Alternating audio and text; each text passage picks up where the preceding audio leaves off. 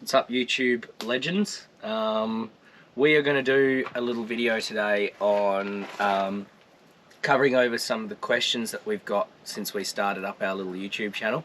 Yeah, it's pretty cool to get questions through on little bits and pieces that we use while we're out camping, and that's what we use YouTube for too. We try and get lots of information from the tube. So we're going to go through a few things, some specific questions, and then like just cover over like some of the stuff around actual camping, like with the car. So this is not about the trip that we're on now. We're actually out in Chittering, and it's amazing. So you've seen the walk. So if you're watching the channel, you've seen the walk around the car, so you can maybe go back and watch that if you wanted to.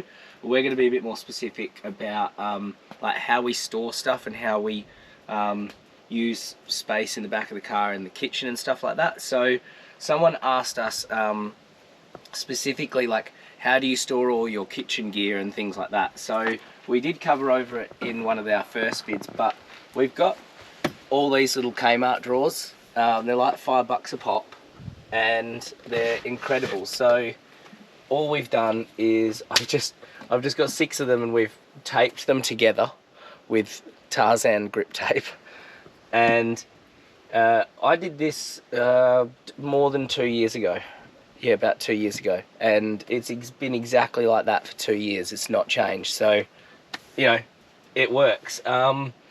So basically everything's just easy accessible. You know, we've got like all of our sort of coffee gear through here. We've got some odds and ends up there. We kind of keep our head torches and stuff. We've got a cutlery drawer. Sort of drinking cups, like wine cups and whiskey glasses, and then sort of cleaning gear and stuff in there. So anyway, it's all super simple. You can set it up however you like. The reason we've done it like this is I hate those big long drawers. I know people love them, like people absolutely love them, but for me, like, you know, with the K-on table just being here as well, like when I pull that drawer all the way out here, you know, I've got the table out. It's it's annoying. I have thought of a couple of different ways we could do it. I thought maybe I could have a longer drawer coming out the top here, which would miss the table, but I don't know, it's just so easy to access all of this gear all the time, and we use it heaps, so much. So that's all in through there. In the back is of here, I don't know, maybe I'll just pull it out. Go like that, there we go. That should go to there. So in the back, just there, I've got a little 20-litre Jerry, and that's just gravity fed with a hose, and that's like for our water and stuff like that. In that other little cavity that's in the space back there, we put the dual car, and it's the perfect fit, so it's good. That just clips up on there. Honestly, this is so hack. I think I spent $5 at Bunnings setting up that jerry can and, you know, doing all of this. My brother made all of this out of like offcuts from work sites that he'd been on. He's a chippy, so this is just super hack. Anyway, the table slides perfectly in there, so that's easy access. Again, tables are always one of those things where you've got to like rip out all your shit to get your table set up. We've recently seen K-on have started doing a table attachment that goes up here, and we like it, so it could be something that we might do down the track to store the table. That might give us that extra few mil of space, but whatevs. Right, okay, and then I guess moving on, we've got all I've done is taken another one of these plastic tubs, and I've tacked it down, and that's just turned into a pantry as well, so that's been pretty good. It is a little bit annoying sometimes because I pack other things in the back of the car and that stays there because I've tacked it down, but you know, it works really well for us because once our gear's out for a trip and we've all set up like we have now, that's just so easy access, and we don't have bags and tubs of dry food and stuff sitting around all the time. If we do a longer trip, we will have bags of dry food, but we keep them in the car. So anyway, moving on. People have specifically asked about all the kitchen gear. So again, all of that's all the kitchen gear there, but then we do like a bag, and it's again just a hack bag that Emma got from work, and that just keeps our wok, our pan, and all our plates and stuff in there.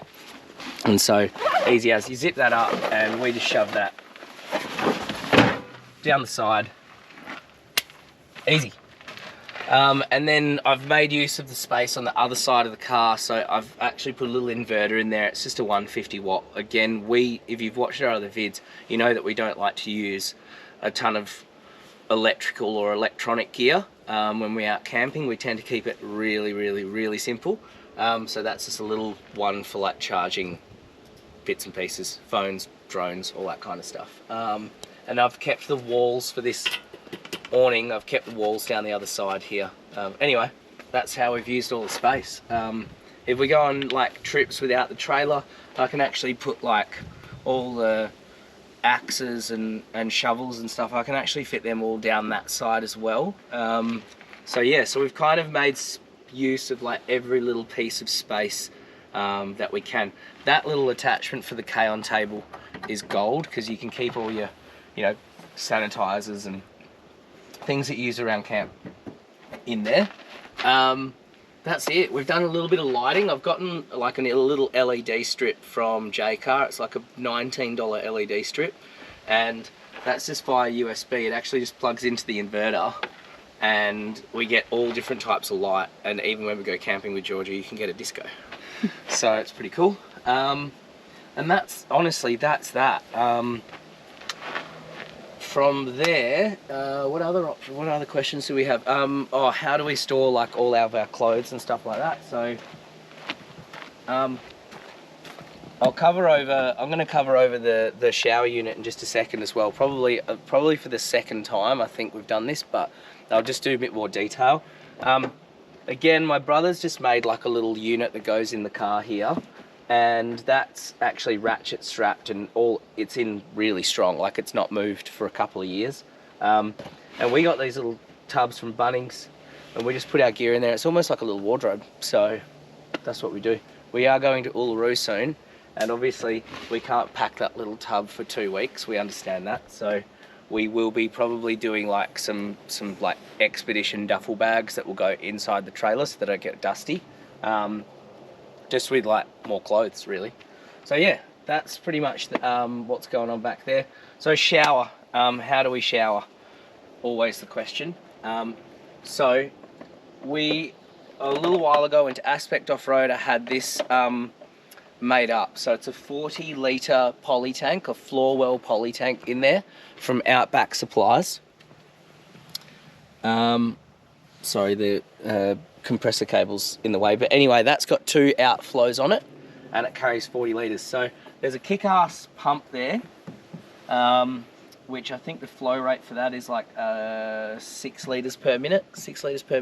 So they recommend when you're running the dual car unit, which we'll go through in a second, the pumps need to be 6 litres a minute or up, because you can get a 4.5 litre a minute pump, but they don't allow enough pressure for the igniters on these. So keep that in mind. If you're buying a system like this, make sure your pump matches the unit.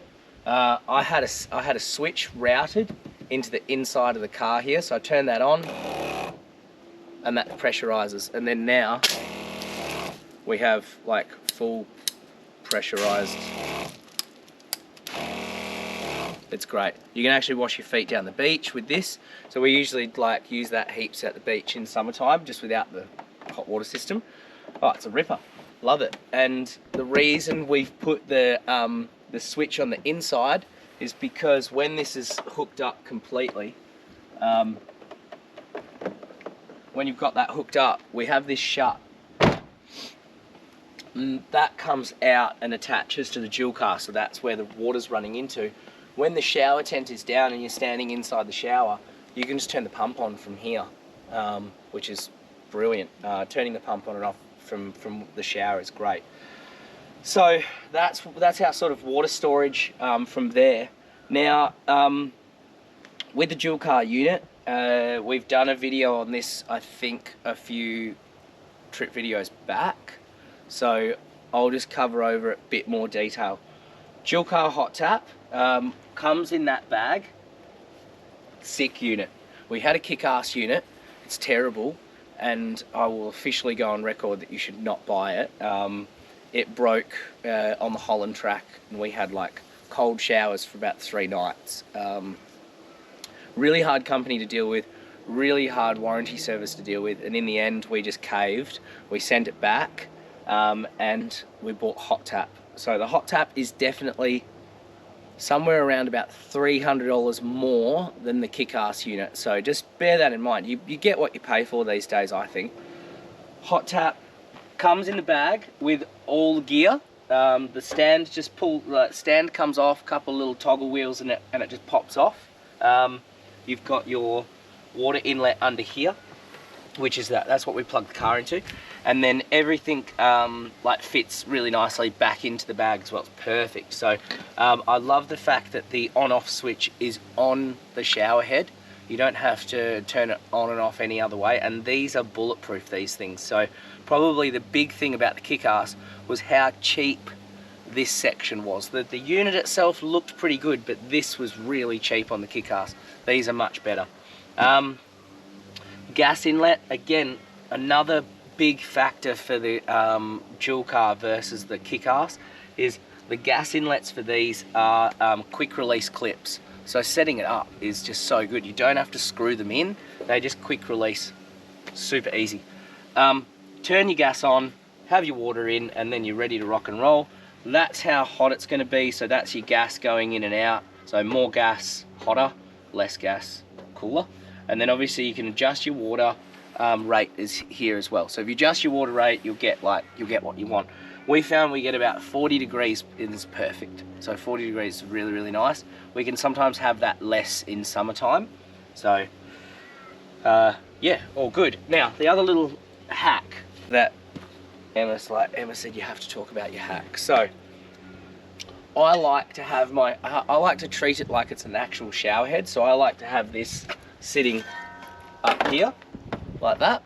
And how I do that is I've got a little this is so crude. This is a like a shelving bracket from Bunnings, which when the tent's out, I slide that over the top like that. This then magnetizes onto there. Beautiful. Okay. And then to hold this in place, I've got a like $3.50 Bunnings clamp, and that clamps on the back. Honestly, $5 from Bunnings, and it works a dream. I can just turn the shower head on and I can just treat it like a normal shower. Emma likes to hold it. She's weird. That's cool. If you want to be weird and hold it, that's fine. But I like to treat it like an actual shower. I can stand on our little shower platform, have a proper shower, like a full-blown proper shower. We have said so many times that we truly believe that this shower system just like makes it for camp. It's just so nice to have a hot shower, like a proper hot shower, when you're out camping. It's so good. I think that's mostly the car. I don't think there's anything around the other side. We don't have any storage around the other side, so that's pretty much it. That's the shower unit, the storage that we use, and that's pretty much the car.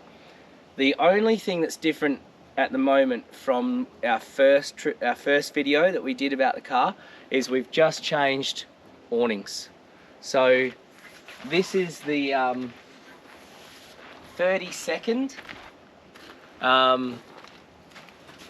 270 awning.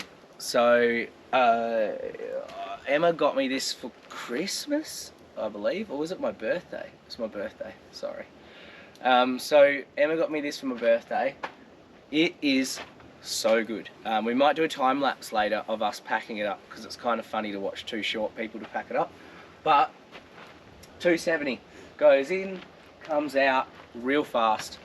Push that little lever up to the top to pull it up, and it comes with one standard leg. We've bought a second leg and two walls, and this whole area turns into like a massive room. It's great. I had, if you watched our other videos, I had an awning out here and an awning out there, and that was great for a little while, but this is so much better for the way we camp. It goes out real fast, comes in fast, so that means if you stop for lunch and things like that, it's hot and you can just have the awning out for a little bit. It's not like a really big drama to pack it up. But yeah, it's super stable. It's been in the wind.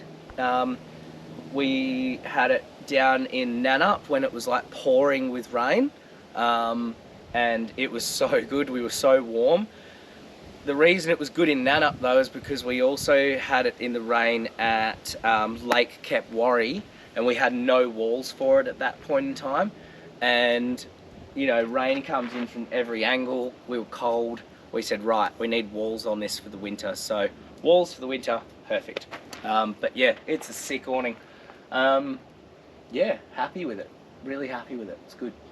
I think, guys, that's pretty much covers over all of the additions in the car and stuff like that. Hopefully that answers people's questions about all of our storage solutions.